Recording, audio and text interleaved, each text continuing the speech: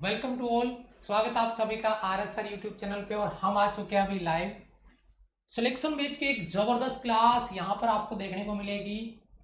Wave and sound topic, जैसे एक बच्चे का मैंने पहले भी कहा था, कमेंट था कि सर एक या दो क्लास करवा के टीचर निकल जाते हैं, क्या आप पूरा कराओगे? तो मैंने कहा था 100%।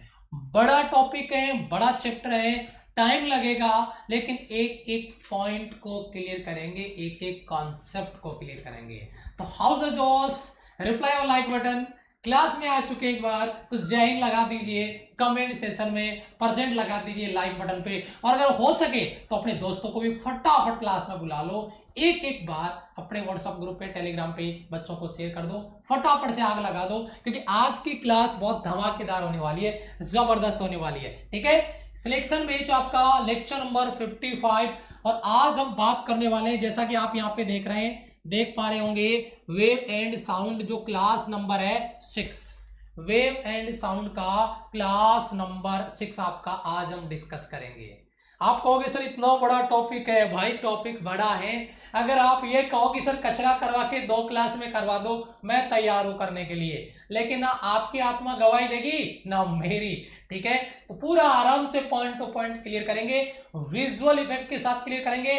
आज की क्लास भी बहुत ज्यादा इंपॉर्टेंट है, क्योंकि आज आप बहुत कुछ नया सीखने वाले हैं। तो चलिए क्लास को स्टार्ट करते हैं। वेव एंड साउंड टॉपिक, जैसा कि हमने पहले की 5 क्लास अगर आपने मिस कर दी है तो आप wave and sound part 1 selection batch by RSR, wave and sound part 2 selection batch by RSR डाल के आप देख सकते हैं। बाकी मैंने प्लेलिस्ट भी बना रखी है और उसमें कुछ वीडियोस अपडेट नहीं है, तो वो मैं अपडेट आपको कर दूंगा बहुत जल्दी। ठीक है, चलिए स्टार्ट करते हैं। देखिए, सबसे पहले आज की हमारी जो क्लास है वो वेव जो टॉपिक है उसमें क्या होने वाली है, जरा गौर फरमाइएगा इस पे। फटाफट लाइक कर दिया, लेकिन शेयरिंग में मुझे कमी नजर आ रही है। क्लास को शेयर नहीं किया बेटा, थोड़ा सा टाइम निकाल लिया करो हमारे लिए भी, है थोड़ा सा टाइम मांगते हैं आपसे, कुछ सेकंड का शेयर करने के लिए। ठीक है, चलिए आज हम बात करने वाले हैं प्रिंसिपल ऑफ सुपरपोजिशन, यानी अध्यारोपण का सिद्धांत। प्रिंसिपल ऑफ सुपरपोजिशन का जो कंसेप्ट है, इस पे आज हम डिस्कस करने वाले, बहुत ही धमाकेदार लेवल से। धमाकेदार लेवल से बोले तो मतलब यहां पे जो आपका कंसेप्ट अपन डिस्कस करने वाले हैं प्रिंसिपल ऑफ सुपरपोजिशन, इसमें बहुत ही गजब के विजुअल इफेक्ट आपको देखने को मिलेंगे, गजब के कॉन्सेप्ट बारीकी से सीखने को मिलेंगे। बेटा सबसे पहली चीज तो प्रिंसिपल ऑफ सुपरपोजिशन में, सुपरपोजिशन मतलब एक वेव के ऊपर दूसरी वेव को अध्यारोपित कर देना, यानी एक वेव है उसके ऊपर दूसरी वेव को अध्यारोपित कर दिया जाए। यानी एक वेव के ऊपर दूसरी वेव अगर अध्यारोपित हो जाती है तो हम इसे अध्यारोपण का सिद्धांत बोलेंगे, प्रिंसिपल ऑफ सुपरपोजिशन बोलेंगे।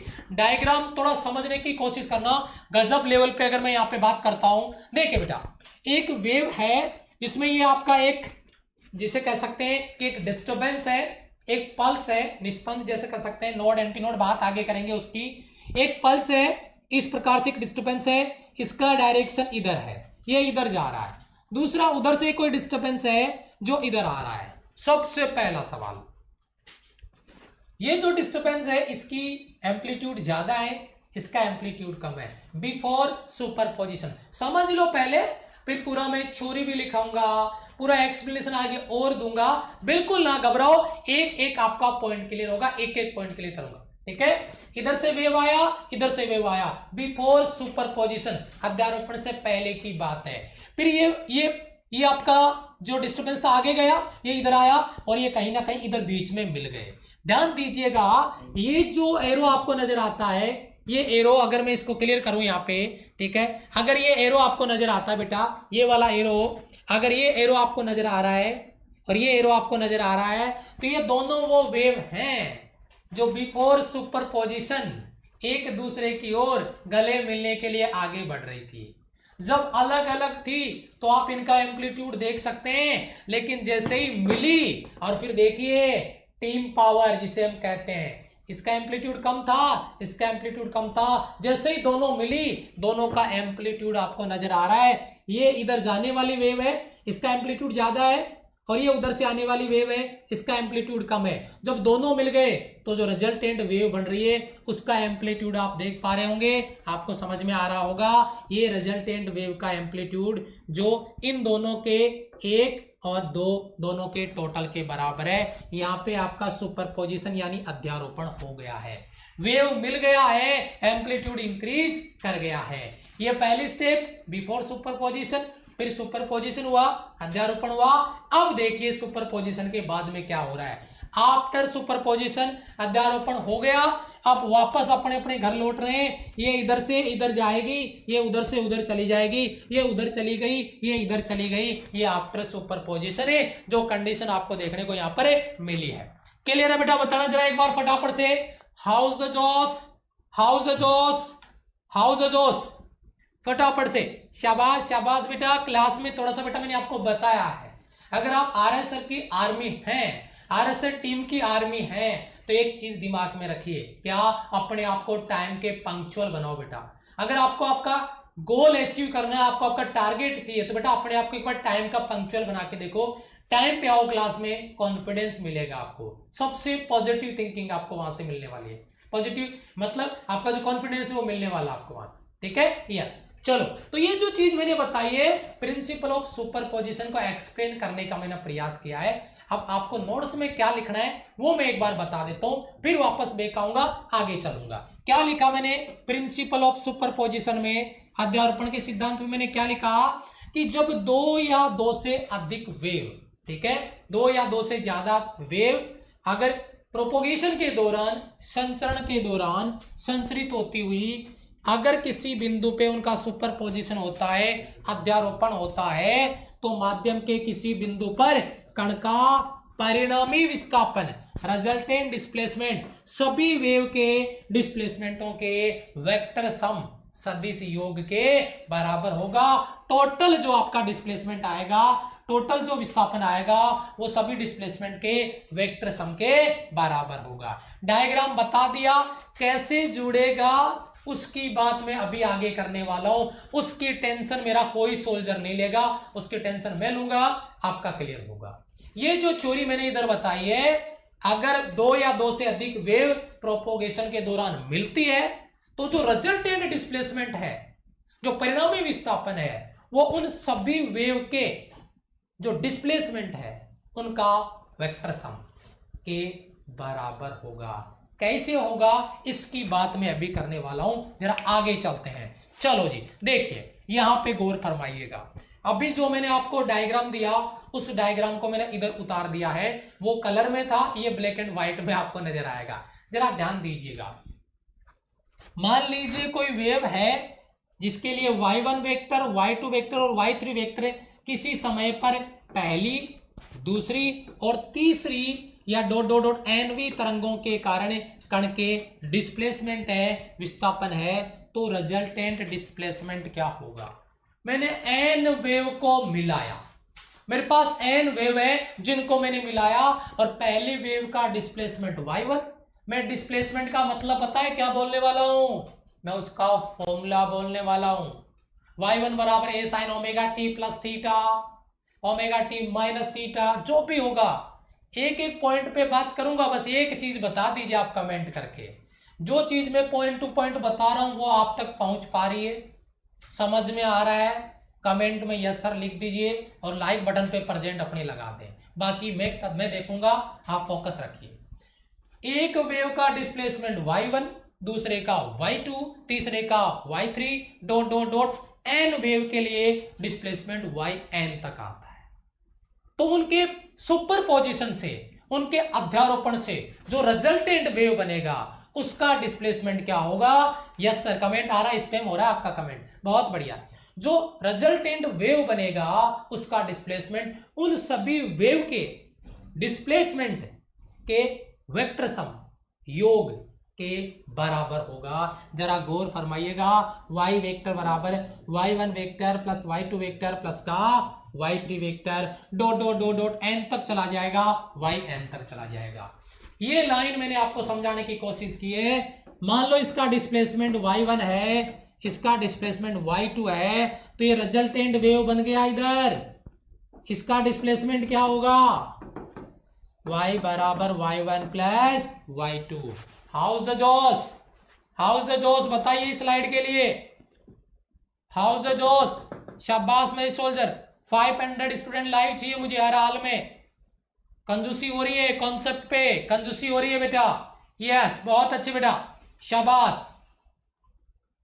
हाँ बिल्कुल क्लास होगी बेटा आपकी, बिल्कुल क्लास होगी। 10 बजे मैथ्स की क्लास थी, उसमें कुछ इश्यू आ गया, टेक्निकल फॉल्ट आ गया था, ठीक है, इस वजह से क्लास ब्रेक कर गया। 10 बजे आपकी क्लास हो गई, आधा घंटा हुआ, उसका आगे का कल करवा देंगे आपको। 11:10 पे मेरी क्लास हो रही है, उसके बाद में 12:10 पे इंग्लिश की क्लास है, ठीक है, कंजक्शन पार्ट 2। उसके बाद में 2 बजे क्लास है आपका, ठीक है, फिजिक्स प्रैक्टिस। उसके बाद में शाम को 7 बजे आज इंग्लिश का मॉक टेस्ट है, और कल से 6 बजे भी मुकेश सर की क्लास आएगी, ठीक है। उसकी प्लानिंग में अभी करके, मुकेश सर अभी वापस आएंगे ऑफिस, तो मैं प्लानिंग करके आपको पूरा अपडेट दे दूंगा सारी क्लासों का, सारी क्लासों का। 2 class physics, 2 class maths, 2 class English, okay. फिर आपका कैसे डाउट बचता है, कोई डाउट नहीं बचेगा। ये सारे सोल्जर का क्लियर है कंसेप्ट, तो मैं थोड़ा आगे चलना चाहूंगा, तीसरे पॉइंट पे बात करना चाहूंगा। और तीसरा आपका पॉइंट क्या है, अध्यारोपण का सिद्धांत है, जो प्रिंसिपल ऑफ सुपरपोजिशन है, इसके एप्लीकेशन क्या है, ये किस काम में आएगा, इसके यूज क्या होने वाले हैं, उसी पे अपन डिस्कस करने वाले हैं। जरा ध्यान दीजिएगा, मैं बता रहा हूं बेटा, समस्याओं से भागना समस्याओं का समाधान नहीं है। रुको, डटो, लड़ो और जीतो उनसे। कॉन्सेप्ट समझ नहीं आ रहा, रुकोगे क्लास में तभी समझ में आएगा, टिक के बैठोगे ना तभी समझ में आएगा। जरा ध्यान दीजिए, ठीक है। एप्लीकेशन ऑफ सुपरपोजिशन, अध्यारोपण का सिद्धांत आपका जो है, उसके रिगार्डिंग बात करते हैं। सबसे पहला पॉइंट लेता हूं मैं, सबसे पहला पॉइंट मेरे पास है, और वो है तरंगों का व्यतिकरण। हम इनका पूरा टोटल स्टडी, जो इंटरफेरेंस ऑफ वेव है, वो 12th वेव ऑप्टिक्स वाले टॉपिक में डिटेल डिस्कशन करेंगे। आज तो एक नाम मैंने लिख दिया है, वो आपके लिए बहुत है। क्या लिखा मैंने, तरंगों का व्यतिकरण, यानी डिफरेंट डिफरेंट फेज की, अलग अलग कला की, डिफरेंट डिफरेंट फेज की अगर कला अध्यारोपित होती है, तो उसका यूज अपने प्रिंसिपल ऑफ सुपरपोजिशन में कर सकते हैं। ये उसी पे बेस्ट होगा, यानी तरंगों का व्यतिकरण अध्यारोपण के सिद्धांत से किया जा सकता है। तरंगों का जो व्यतिकरण है, इंटरफेरेंस ऑफ वेव्स है, वो यहाँ पे प्रिंसिपल ऑफ सुपरपोजिशन से एक्सप्लेन किया जा सकता है। पहला एप्लीकेशन मेरे सोल्जर का क्लियर है, पहला एप्लीकेशन मेरे सोल्जर का क्लियर है बेटा। यस सर, बिल्कुल, शाबाश बेटा शाबाश। दूसरा एप्लीकेशन देखिए, दूसरा एप्लीकेशन क्या, उस पर बात करता हूं मैं। अप्रगामी तरंगों का बनना। बेटा आपको स्टैंडिंग वेव, अप्रगामी तरंग में आपको बता चुका हूं, डेफिनेशन इसके पार्ट 1 पार्ट 2 में दे चुका हूं। स्टैंडिंग वेव, अप्रगामी तरंग, वे वेव होती है जिनके साथ में एनर्जी ट्रेवल नहीं करती है, ऊर्जा का स्थानांतरण नहीं होता है। लेकिन एक चीज नोट करिए, क्या होता है एक्चुअल में, जैसे मैंने कहा था ना, एक ब्लॉक में कोई स्ट्रिंग लगा हुआ है, रस्सी, और उसमें आपका स्टैंडिंग वेव उत्पन्न हो, तरंग ऊर्जा का ट्रांसफर होता है, लेकिन टुकड़ों में होता है, खंडों में होता है, रेगुलर नहीं जाता, उसे स्टैंडिंग वेव कहते हैं। तो पॉइंट पे आता हूं, पॉइंट क्या बेटा, अप्रगामी तरंगों का बनना। और ये मोस्ट इंपॉर्टेंट क्वेश्चन आपको प्रैक्टिस सेशन में मिल जाएगा, किसी बुक में मिल जाएगा, अच्छी कोई बुक आपके पास है तो एग्जाम में मिल जाएगा। क्या बेटा, स्टैंडिंग वेव कब बनती है, राइट और रॉन्ग स्टेटमेंट का सवाल बन जाएगा। क्या लिखा है देखिए जरा, अपोजिट डायरेक्शन में, विपरीत दिशा में गति करती हुई तरंगों का अध्यारोपण अगर होता है, एक वेव इधर से आ रही है, दूसरी वेव इधर से आ रही है, और जब वो मिलती है तो उस दौरान स्टैंडिंग वेव बन सकता है, अप्रगामी तरंग बन सकता है। लेकिन इसमें भी प्रिंसिपल किसका लगेगा, सुपरपोजिशन का लगेगा, अध्यारोपण का सिद्धांत काम में करेगा। 370 स्टूडेंट्स ने प्रेजेंट लगाई है, तो क्या बाकी प्रेजेंट लगाने वाले बच्चे नहीं है, यानी पढ़ने वाले बच्चे नहीं है, क्या बाकी बच्चे पढ़ने नहीं आए, ये बात आपको खुद को डिसाइड करनी है, ठीक है। यस सर, चलो जी, दूसरा पॉइंट हो गया। तीसरे पॉइंट पे बात करता हूं। तीसरा पॉइंट क्या है, विस्पंदों का बनना। ये बहुत इंटरेस्टिंग फैक्टर है बेटा। यहाँ पे फॉर्मेशन ऑफ बीट, यानी विस्पंद कैसे बनते हैं, वो विस्पंद जो आपका कॉन्सेप्ट आएगा, वो भी प्रिंसिपल ऑफ सुपरपोजिशन पे बेस्ड है। कैसे, जरा ध्यान दीजिएगा। आवृत्तियों में अल्प अंतर, जो फ्रीक्वेंसी है उनके बीच में छोटा छोटा डिफरेंस वाली अगर वेव तरंगों का अध्यारोपण होता है, तो वहां पे बीट्स यानी विस्पंद बनते हैं। बेटा बहुत ही कम डिफरेंस वाली वेव आती है, और अगर वो मिलती है, बहुत ही कम आवृत्तियों वाली तरंगे आती है और वो मिलती है, तो उनका अध्यारोपण होने से आपके बिट्स का फॉर्मेशन होता है, वो तैयार होते हैं, आपके विस्पंद बनते हैं। क्लियर बेटा? यहां से विस्पंदों का बनना भी आपका प्रिंसिपल ऑफ सुपरपोजिशन का एप्लीकेशन है। अलग अलग आवृत्तियां, लेकिन अल्प अंतराल होना चाहिए, डिफरेंस फ्रीक्वेंसी का बहुत कम होना चाहिए, ज्यादा फ्रीक्वेंसी का डिफरेंस नहीं होना चाहिए। आवृत्तियों में अल्प अंतर वाली तरंगों का अपन यहाँ पे अध्यारोपण को लेकर बात कर रहे हैं, उनके प्रिंसिपल को लेकर बातें कर रहे हैं। ये पॉइंट आपका यहाँ पे क्लियर हो जाना चाहिए। उसके बाद में चौथा पॉइंट है बेटा, लिसाजू की जो आकृतियां यहाँ पर आपको दी जा रही है, और ये लिसाजू की आकृतियां कैसे बन सकती है, कैसे इनको बनाना है, उसी के बारे में अपन बात कर रहे हैं। दो लंबवत सरल आवर्त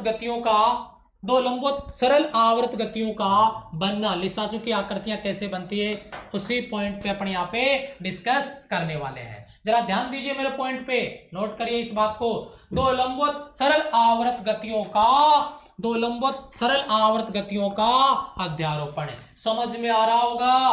परपेंडिकुलर, अगर दो कोई एसएचएम है, सरल आवर्त आपकी गतियां हो रही है, वेव है, और अगर उनका प्रिंसिपल ऑफ सुपरपोजिशन अप्लाई होता है, तो वहां पे लिसाजू की आकृतियां बन जाती है। लिसाजू फिगर आपको तैयार मिलेगा, लेकिन इसमें अपन ऑर्गन्स पाइप की बात करेंगे, इनसे बहुत ज्यादा अपने को डेप्थ में जाने का जरूरत नहीं मिलेगा। मैं आपका ऑर्गन पाइप का कॉन्सेप्ट है वो आगे की क्लास में डिस्कस करूंगा, तो वहां पे ये चीज आपको क्लियर हो जाएगी। यहाँ पे इसका कोई अपने को अलग से डिस्कशन नहीं करना है, ठीक है बेटा।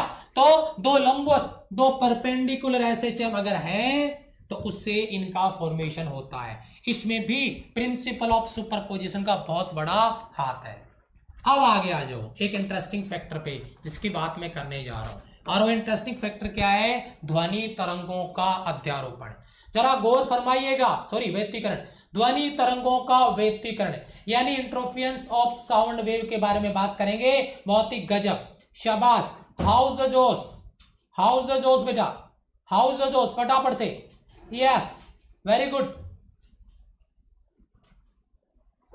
बहुत बढ़िया बेटा, ओके, यस। जरा ध्यान दीजिए, अब जो पॉइंट अपन स्टार्ट करने जा रहे हैं भी बहुत इंटरेस्टिंग पॉइंट है। ध्वनि तरंगों का व्यतिकरण, इंटरफेरेंस ऑफ साउंड वेव, बहुत ही गजब का टॉपिक होने वाला है, गजब का कॉन्सेप्ट होने वाला है। एक एक पॉइंट आपका क्लियर करूंगा, थोड़ा सा फोकस करके रखिएगा। मैं मानता हूं कि पहली बार अगर कोई टॉपिक आप पढ़ने जाते हैं, और ये मैं गारंटी के साथ कहता हूं, कमेंट में बताइएगा आप मुझे, साउंड एंड वेव को ना आपने जूनियर क्लास में ढंग से पढ़ा, ना आपने बाद में प्रिपरेशन किए तो ढंग से पढ़ा है, मान के चलो कि आज आप पहली बार इन टॉपिक से रूबरू हो रहे हैं, तो बेटा प्रॉब्लम तो आएगा, लेकिन पहली बार कभी ना कभी तो पढ़ना पड़ेगा सर।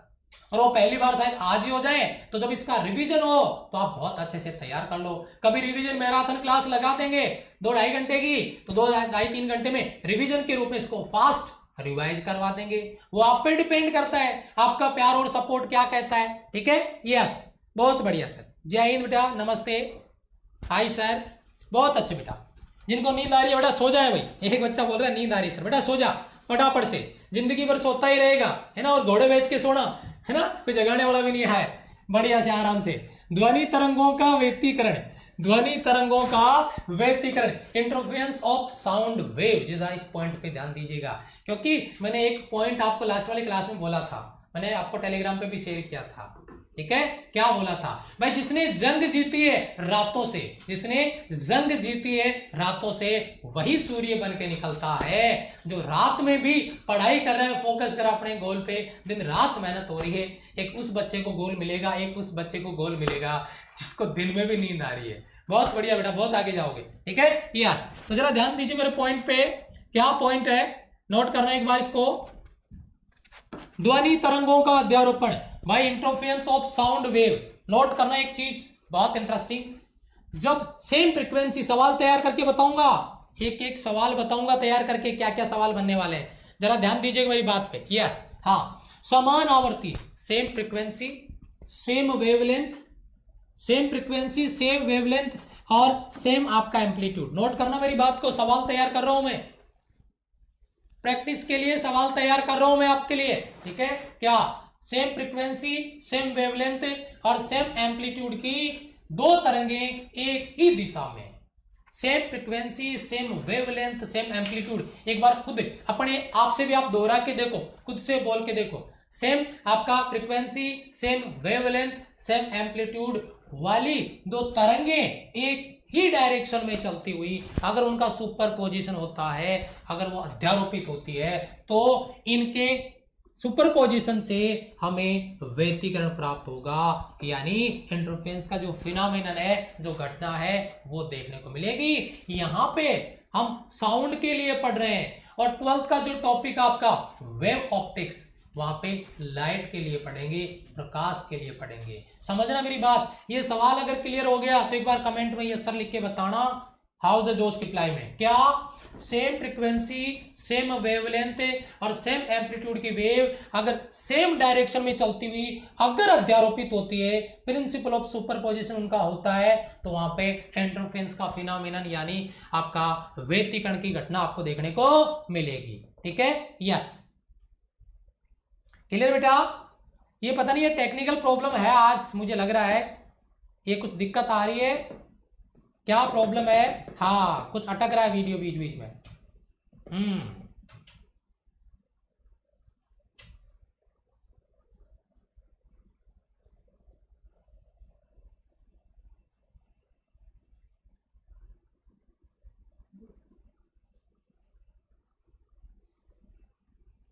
चेक करिए एक बार, अब बताइए। ठीक है, अब बताइए, अभी ठीक है, अभी बताइए एक बार, अभी बताइए एक बार फटाफट से। हाँ, बीच में कुछ टेक्निकल फॉल्ट चल रहा है, मैं ऑलरेडी टीम को इन्फॉर्मेशन दे चुका हूं इस बारे में। यस,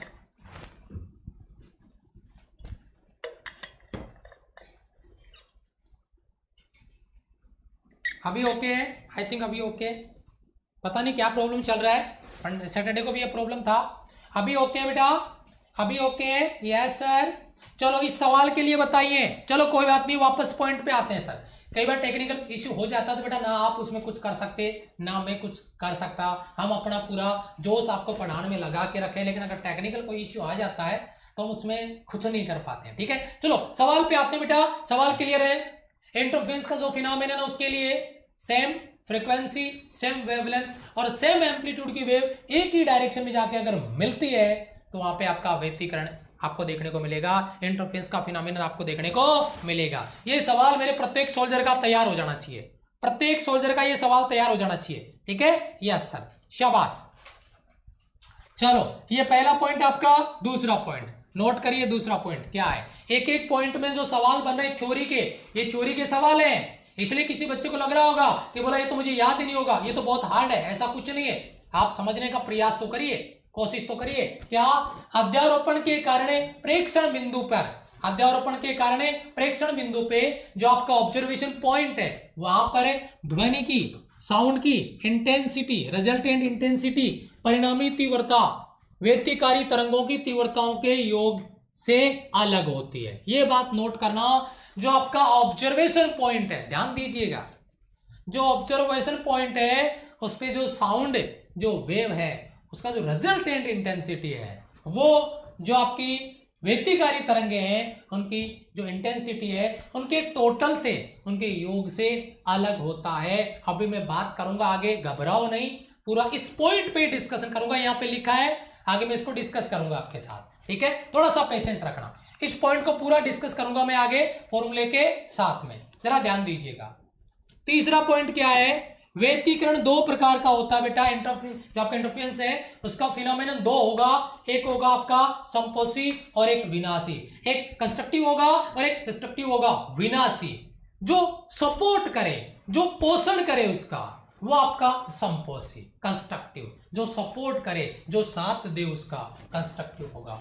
और जो अपोजिट जाए, उसका विरोध करे, घटाने का प्रयास करे, उस कंडीशन में प्रॉब्लम क्या हो जाएगी? उस कंडीशन में हो जाएगा आपका डिस्ट्रक्टिव इंटरफेरेंस यानी विनाशी व्यतिकरण।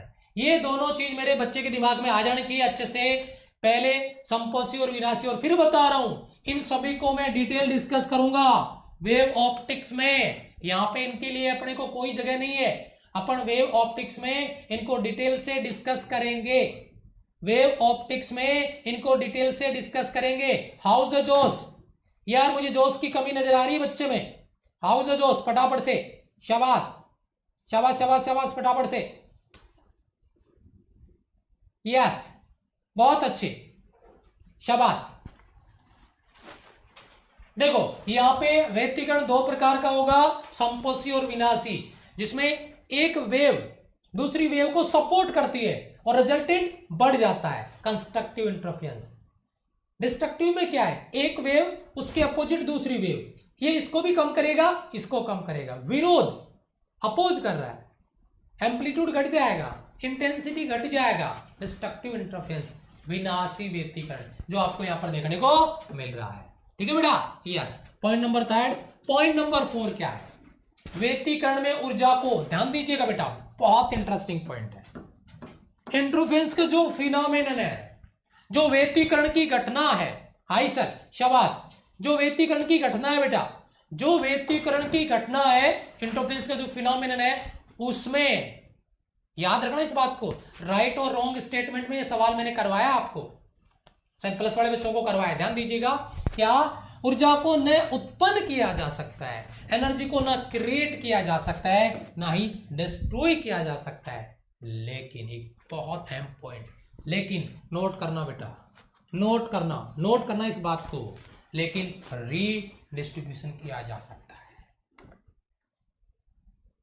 इंटरफेरेंस का जो फिनोमेनन है, व्यतिकरण की जो घटना है, इसमें एनर्जी को ना क्रिएट किया जा सकता है, ना डिस्ट्रॉय किया जा सकता है, बल्कि एक रूप से दूसरे रूप में बदला जा सकता है, नहीं उसका रीडिस्ट्रीब्यूशन किया जा सकता है, पुनर्वितरण किया जा सकता है, उसको फिर से बांटा जा सकता है। मान लीजिए आप, जैसे मान लो क्लास में बच्चे बैठे हैं, ठीक है, और सबको लड्डू बांटने थे, एक एक लड्डू, दो लड्डू दे दिए, ठीक है, दो लड्डू दिए, थोड़ी देर बाद में पता चलता है कि कुछ बच्चे पीछे कुछ बच्चे रह गए जिनको लड्डू नहीं मिले, तो फिर क्या करेंगे, वापस सबसे दो लड्डू वापस लेंगे। अब आप कहोगे सर हम तो निपटा देंगे, पेट से थोड़ी ना निकालोगे वापस, है ना, ये इंस्ट्रक्शन दिया जाएगा, पहले बांट के देखते हैं सबको मिल जाता है कि नहीं मिल जाता। अब आप कहोगे सर इतना बुद्धू मास्टर कौन सा होगा, है जो बच्चों को पहले काउंट नहीं करेगा, लड्डू का पता नहीं है उसको, अपन प्रैक्टिकल समझ रहे हैं यहाँ पे, वो तो वही बात होगी, है नदी के बीच में अगर नींबू का पेड़ है तो बताओ उसको कैसे तोड़ेंगे, तो बोला हाथी पे बैठ के चले जाएंगे, बोला हाथी को तैरना नहीं आया तो बोला पेड़ लगाने कौन गया था वहां पे नदी के बीच में, ठीक है, वही बात होगी। तो मैं कहना क्या चाह रहा हूं, मैं कहना ये चाह रहा हूं कि वो लड्डू वापस लेंगे और फिर उनको एक एक सबको बांट देंगे, तो इस बार एनर्जी का रीडिस्ट्रीब्यूशन हो जाएगा, ऊर्जा का पुनर्वितरण हो जाएगा। तो ये समझे, लड्डू हम बना नहीं सकते तुरंत, वहां पे लड्डू को फेंक नहीं सकते कि फेंक दो भैया एक्स्ट्रा आ गया, नहीं ना क्रिएट कर सकते, ना डिस्ट्रॉय कर सकते, हाँ उनका रीडिस्ट्रीब्यूशन कर सकते हैं। अगर ज्यादा करो तो एक लड्डू के दो हिस्से करके दो, बेटा आधा तू ले फिर दो हिस्से करके बांट दो, बराबर रीडिस्ट्रीब्यूशन होगा। ये बहुत इंपॉर्टेंट पॉइंट है, बहुत इंपॉर्टेंट पॉइंट है, ये सारे सोल्जर को समझ में आना चाहिए, ठीक है, यस बहुत बढ़िया बेटा, ठीक है, यस बच्चे ये चैप्टर एनडी के पहले हो जाएंगे कि कंप्लीट, बेटा क्या ही बताऊं मैं आपको, ठीक है, मतलब आपका सवाल ही कुछ ऐसा ही है कि 3 दिन में फिजिक्स पूरी करवा दो, जो 2 साल में पढ़ी है ना वो 3 दिन में पूरा करवा दो, मजाक है क्या, ठीक है, यस ध्यान दीजिए बेटा, आप मैराथन क्लास लीजिए, वहां पे आपका रिवीजन हो जाएगा, फास्ट रिवीजन, बाकी सिलेबस नहीं हो सकता, ठीक है। व्यतिकरण प्राप्त होने के लिए जो इंटरफेरेंस का जो फिनोमेनन है उसको फिर से रिगेन करने के लिए ध्वनि स्रोत, नोट करना बेटा, ध्वनि स्रोत बहुत इंपॉर्टेंट पॉइंट है, ये सवाल यही से बनते हैं, ये सवाल बन गया रीडिस्ट्रीब्यूशन का, ये सवाल बन गया आपका टाइप्स का, ये सवाल बन गया इंटेंसिटी से अलग अलग होगा, एक पॉइंट से एक सवाल बन रहा है। ये थ्योरी के सवाल जब क्वेश्चन बढ़ के सामने आएंगे ना, तब नींद उड़ेगी, तब आंख खुलेगी, तब समझ में आएगा कि हम क्या कर रहे हैं। मेरी बात को नोट करना बेटा, समझना इस बात, ठीक है। क्या ध्वनि स्रोत अवश्य ही कला संबद्ध होना चाहिए, कला संबद्ध बोले तो समान कला में होना चाहिए, सेम फेज में होना चाहिए, ठीक है, यस। तो अगर आपको पता है क्या बनेगा, व्यतिकरण के लिए आवश्यक शर्त है, और शायद ये सवाल तो मैंने प्रैक्टिस करवाया भी है ना, इंटरफेरेंस के लिए रिक्वायर्ड कंडीशन, ये देख लो, आपका ध्वनि स्रोत ध्वनि स्रोत है वो अवश्य ही कंपल्सरी कला संबद्ध होना चाहिए, कला संबद्ध होना चाहिए, जिसकी बात अपने यहाँ पे कर रहे थे, जिसकी बात अपने यहाँ पे कर रहे थे, जिसकी बात हम यहाँ पे कर रहे थे। ठीक है, यस, अभी ठीक है बेटा, ओके। हाँ, बीच में कुछ सिस्टम अटक रहा है, मुझे ऐसा लग रहा है। फाइबर में भी ये प्रॉब्लम आती है बेटा, फाइबर का कनेक्शन है, फिर भी पता नहीं क्या दिक्कत है। यस, कई बार हो जाता है बेटा। हाँ, ये कल परसों भी इश्यू था थोड़ा सा, उन्होंने देखा है, फिर भी अभी ये इश्यू आ रहा है हल्का हल्का बीच बीच में। ठीक है, अभी ओके, यस बेटा, शाबाश। मैराथन लेके आकाश बोल रहा है बेटा मैराथन करवा तो रहा हूं मैं आपको, मैराथन करवा तो रहा हूं, क्या दिक्कत है? करवा यानी पार्ट 1 जाके देख, आग लगा दिए। कम से कम उसमें मैं कहूंगा कम से कम 800-900 क्वेश्चन तो हो ही गए होंगे। पार्ट 2 लॉन्च हो रहा है कल शाम को, पार्ट 2 आ रहा है उसका, और पार्ट 2 में आपका फुल सपोर्ट रहा, पार्ट 3 लेके आऊंगा, क्योंकि पार्ट 1 में आपने अपना काम किया है, मैं मेरा काम करूंगा। उसका पीडीएफ आपको टेलीग्राम पे मिल जाएगा, प्रॉमिस किया था दे दूंगा मैं पीडीएफ, बाकी पीडीएफ देता नहीं हूं मैं। ठीक है, यस, चलो आगे बढ़ते हैं।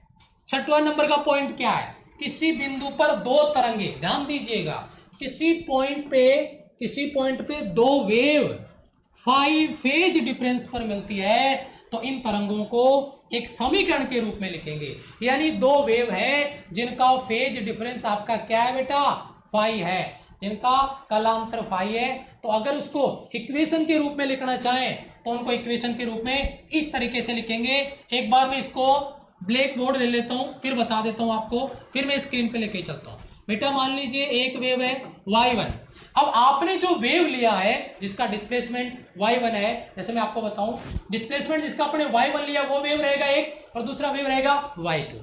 तो एक का एम्पलीट्यूड a1 ले लेंगे, ओमेगा टी ले लिया, दूसरे का या तो ओमेगा टी प्लस 5 कर देंगे अलग दिखाने के लिए, या माइनस 5 कर देंगे। यहां पे हमने क्या किया है? प्लस का 5 लिया है, ओमेगा टी प्लस 5 किया है, और इसमें ओमेगा टी माइनस 5 लिया है। तो अगर मैं इसको आपको क्लियर करना चाहूं, कि y1 बराबर आपका a1, कंफ्यूज मत होना बेटा, एक बार लिखना बता रहा हूं मैं आपको, y1 और ये आपका y2 बराबर a2, और ये आपका साइन ओमेगा टी और प्लस का आपका 5।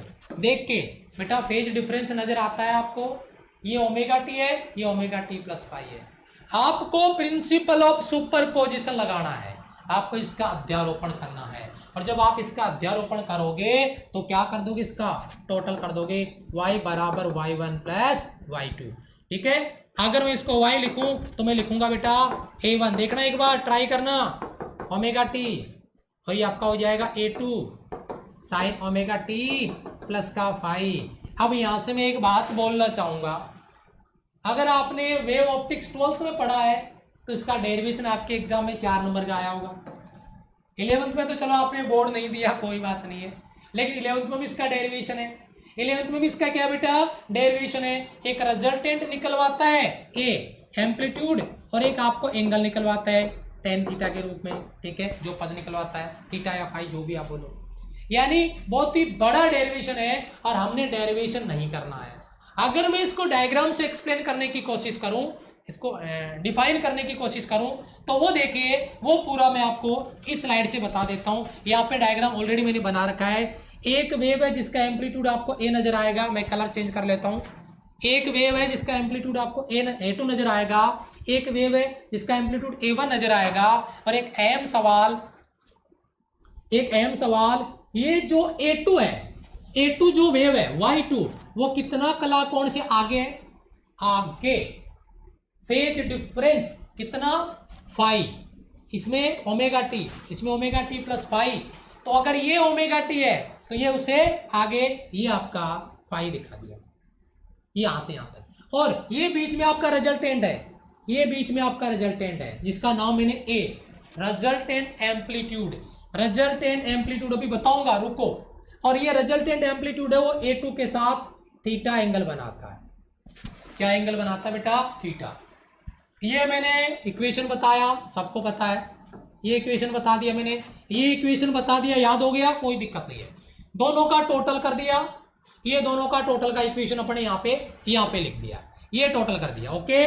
लेकिन अब हमें इसको डिराइव नहीं करना है, ये पहली वेव, ये दूसरी वेव, और मिलाने पे ये रिजल्टेंट आ गया A sine omega t plus theta.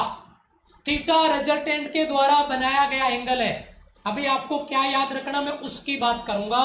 ये कैसे आया मैंने बताया है, आपको उससे मतलब नहीं, आपको डायरेक्ट फॉर्मूला याद रख लेना है जो न्यूमेरिकल में काम में आएगा। समझिए बेटा, समझिए बेटा, यस, ओके, समझिए, बिल्कुल बिल्कुल। हाउस जोश, जैन सर नमस्ते। हाँ मुकेश सर यही है, ऑफिस में ही है। हाँ कल की क्लासेस प्लान करनी है ना इसलिए, यस।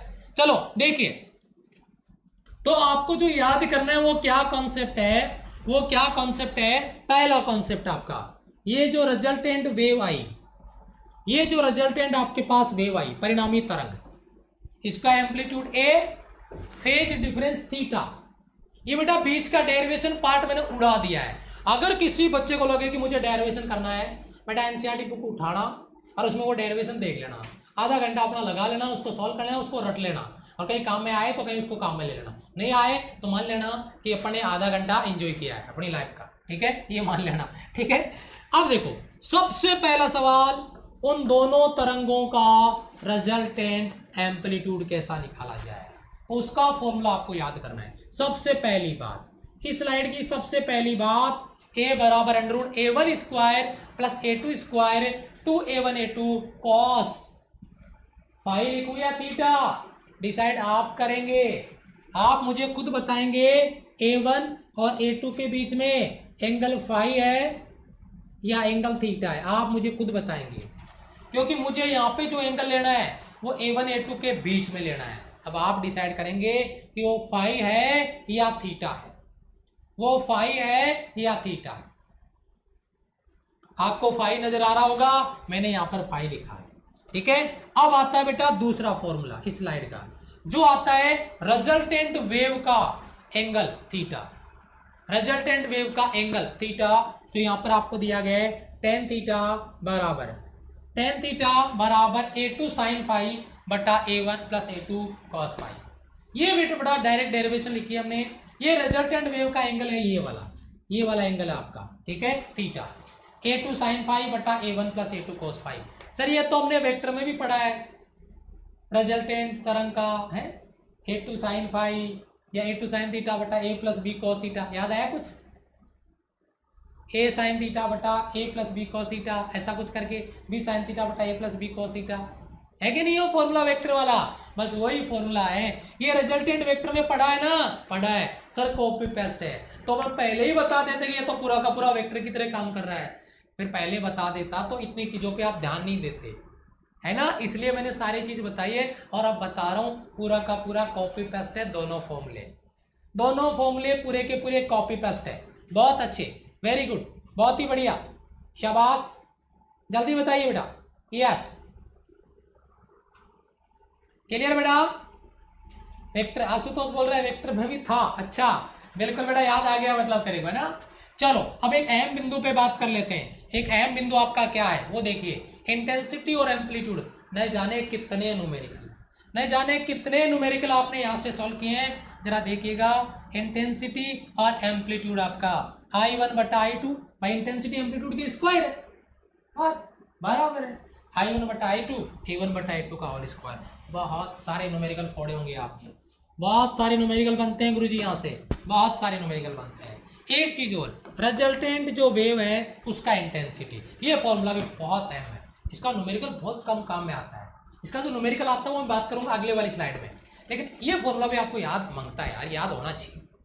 I बराबर आपका I1 plus I2 2 under root I1 I2 cos phi आपको। लेकिन इस फॉर्मूले का मैं बताऊं कहीं पर भी आपने कोई न्यूमेरिकल सॉल्व नहीं किया होगा, लेकिन जिससे न्यूमेरिकल सॉल्व किया है वो फॉर्मूला इसी से बनेगा, और वो लेके चलता हूं मैं अगली स्लाइड में। ये तो सभी को पता है, ये सभी को पता है, तो ज्यादा टाइम लगाने की जरूरत नहीं है। इधर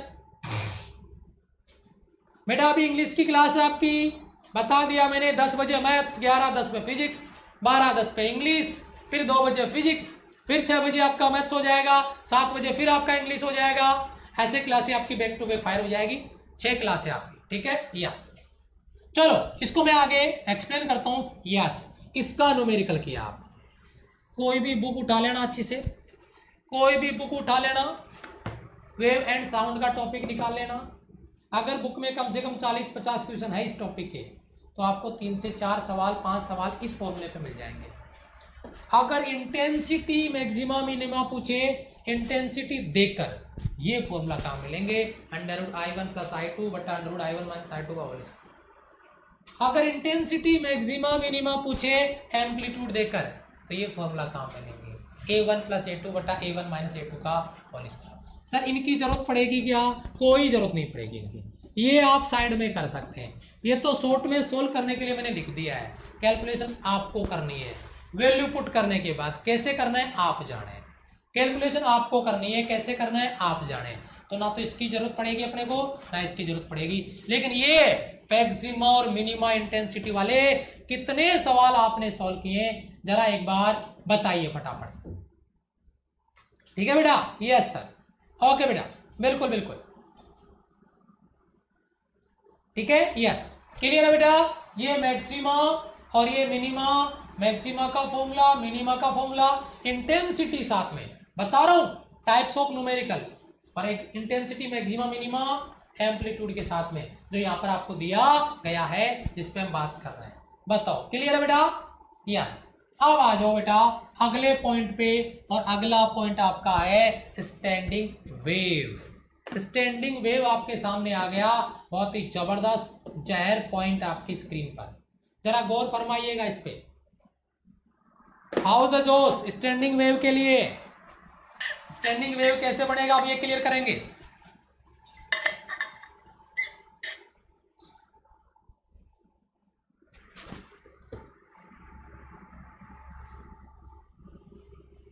बहुत बढ़िया, शाबाश शाबाश शाबाश, बहुत अच्छे। देखिए स्टैंडिंग वेव कैसे बन रही है, वाह भाई वाह। थोड़ा इसको रोक दे, क्या बहुत डांस कर रहा है भाई, थोड़ा रोक लेते हैं इसको, हैं? हाँ बढ़िया, टाइम पे रुक गया, देखो टाइमिंग देखिए आप मेरी, इस टाइम पे इसको रोक दिया है। आपको बड़ा दो वेव नजर आ रही है, जरा गौर फरमाना। एक वेव ये जा रही है, और मैंने अभी स्टैंडिंग वेव को बढ़ने का क्या तरीका बताया था, दो तरंगे समान दिशा में विपरीत कला में मिलती हुई अगर नजर आती है तो वह अप्रगामी तरंग का निर्माण करती है, या विपरीत दिशा में आती हुई मिलती है विपरीत कला में, तो वहां पे स्टैंडिंग वेव का निर्माण होता है। स्टैंडिंग वेव बोले तो अप्रगामी तरंग बढ़ती है, जिसमें एनर्जी ट्रांसफर नहीं होता। ये डेफिनेशन मैंने पहले या दूसरे पार्ट में बताया, अगर आपने मिस किया है उसको देख लेना, टाइप्स ऑफ वेव में बताया है, शायद पहले ही पार्ट में बताया। ठीक है, एक वेव ऊपर की तरफ से जा रही है, एक वेव नीचे की तरफ से जा रही है, लेकिन ये जो इनका मिलान पॉइंट है वो एक ही है। ठीक है, अब हम देखेंगे इनका स्टैंडिंग वेव कैसे बनता है। तो उससे पहले मैं आपको बता दूं बेटा, ये जो बीच वाला पॉइंट आपका, यहाँ पे नोड बनता है और यहाँ पे आपका एंटी नोड बनता है, फिर यहाँ पे नोड बनता है और फिर यहाँ पे एंटी नोड बनता है, निस्पंद और प्रस्पंद। ठीक है, नोड, निस्पंद और एंटी नोड, प्रस्पंद। जहां पे ये अधिकतम प्रसार में होता है वहां पे नोड बनेगा, जहां पे मिनिमम प्रसार पे होता है वहां पे एंटी नोड बनेगा, anti node, node anti node, node anti node. यहाँ पे आपका एंटी नोड बनता है और यहाँ पे क्या बनता है, नोड बनता है। समझ में आया? ये बहुत इंटरेस्टिंग है। अब मैं इस वेव को बना के बताता हूं, ये वेव कैसे बनेगा, जरा गौर फरमाइए। अब आपको एक ब्लैक वेव नजर आ रही होगी, जरा गौर से देखो इसको, ब्लैक वेव को। ये ब्लैक वेव देखो, इसका एम्पलीट्यूड देखना, बढ़ गया ना, नीचे बढ़ गया, देखो वो बढ़ गया यहाँ पे, और यहाँ पे जीरो भी हो गया, इधर भी देखो बढ़ रहा है, फिर जीरो, फिर इधर बढ़ रहा है। इस तरीके से ये ब्लैक वाली जो वेव है, थोड़ी सी मोटी नजर आ रही होगी आपको साइज में, ये अपना स्टैंडिंग वेव है, ये आपका अप्रगामी तरंग यहाँ पर आपको दिया गया है। स्टैंडिंग वेव का डायग्राम प्रत्येक बच्चे का क्लियर होना चाहिए। क्लियर बड़ा? यहां से कई बार एम्पलीट्यूड क्वेश्चन फाइंड करने का क्वेश्चन आया है, बिल्कुल बेटा, कई बार इस तरीके के क्वेश्चन आपके आते हैं, बिल्कुल मैं एग्री कर रहा हूं आपकी इस बात से, बिल्कुल सहमत हूं। ठीक है, यस। अभी देखिए स्टैंडिंग वेव अभी काफी लंबा चलेगा और अपन इसको नेक्स्ट डे डिस्कस करते हैं। कल इसको आराम से एक बार फिर से पूरा इंट्रोडक्शन करके कल इसको डिस्कस करते हैं। ठीक है, क्योंकि पूरा हो नहीं पाएगा, आधा अधूरा फिर कल स्टार्ट करेंगे तो कल मजा नहीं आएगा। स्टैंडिंग वेव को कल फिर से एक बार स्टार्ट करते हैं। तो सारे बच्चे एक बार रिप्लाई करेंगे, हाउ द जोश, रिप्लाई इन कमेंट सेशन, फटाफट से एक बार कमेंट सेशन में रिप्लाई कर दें, हाउ द जोश, फटाफट जल्दी से, ये वेव एंड साउंड है, ठीक है बेटा। स्टूडेंट विक्रांत बोला समझ नहीं आया बेटा, कोई बात नहीं बेटा, कल रिवीजन करवा देंगे इसका, वापस से स्टार्ट करूंगा मैं कल स्टैंडिंग वेव। मैराथन वाली वीडियो कहाँ मिलेगी? अनअकैडमी वॉरियर्स पे, अनअकैडमी वॉरियर्स यूट्यूब चैनल पे जाओ, मैराथन क्लास पार्ट 1 कर लो, ताकि कल पार्ट 2 आए तो दिक्कत ना आए, क्योंकि कल पार्ट 2 आएगा बेटा, ठीक है। टेलीग्राम पे लिंक दिया मैंने, जाके देख सकते हैं। पीडीएफ आपकी तैयार हो जाएगी सर, आगे टाइपिंग वाले सर, तो आपको पीडीएफ आपको दे दी जाएगी, ओके, घबराए नहीं। जिन बच्चों ने लाइक बटन पे परसेंट नहीं लगाया, लाइक पे कंजूसी चल रही है, 600 लाइक्स भी कंप्लीट नहीं किया आपने अब तक, ठीक है बेटा। Thank you so much, love you all, bye bye, जय हिंद। अभी इंग्लिश वाले सर क्लास लेकर आ रहे हैं तुरंत से 12:10 पे, ठीक है। Thank you so much, okay, bye bye.